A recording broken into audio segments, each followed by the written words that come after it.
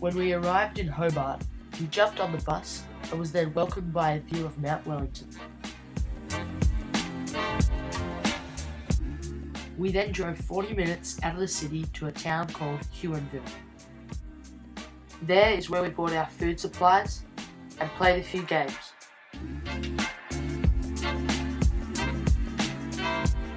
As we drove into the national park, the boys got a glimpse of the type of place we were going to be staying in for the next 9 days.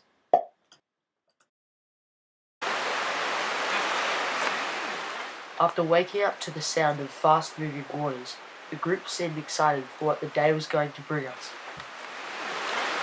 Are you ready? For what?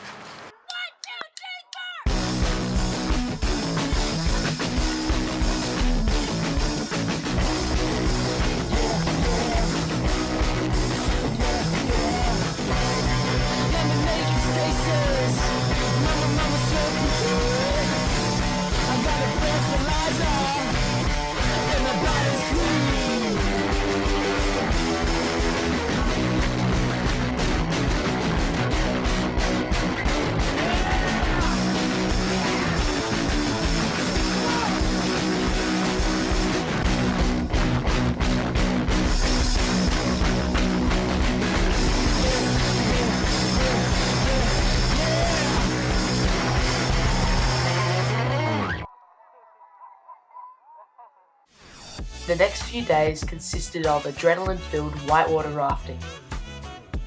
Rafting solely consists of teamwork. When everyone was working together, everything went smoothly. On the second day, we were able to go on a guided tour on the Tahoon Airwalk. We were able to see the South West National Park from a completely different perspective. It was a nice way to end a long day of rafting.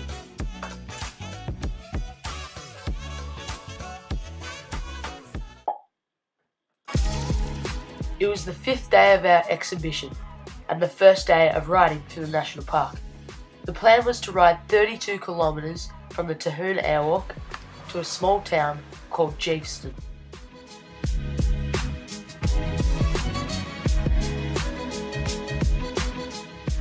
The first 2 nights after riding, we stayed in the Geeveston Community Hall.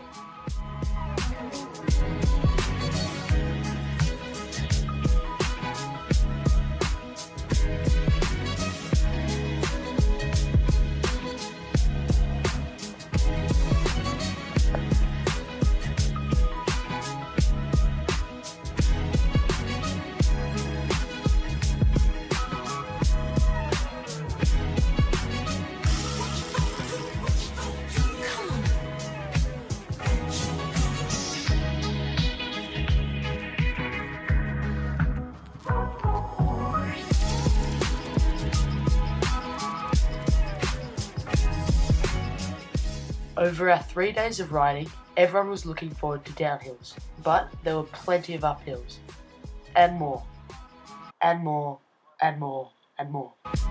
We think the group will agree that all the uphill climbs were worth it.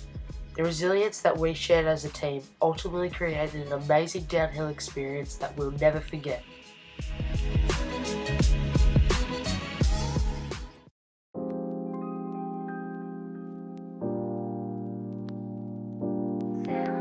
We stayed at the Ida Bay Railway Heritage Track for 2 nights.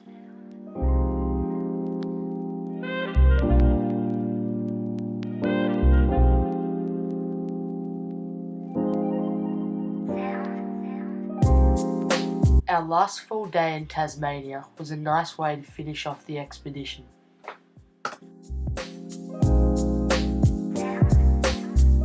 We went sightseeing to one of Australia's most southern bays.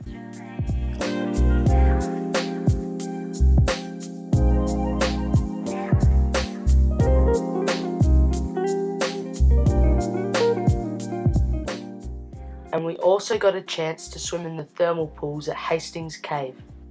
Then later, as the sun went down, we were given the opportunity to go fire dancing. It was a great way to finish off an amazing trip.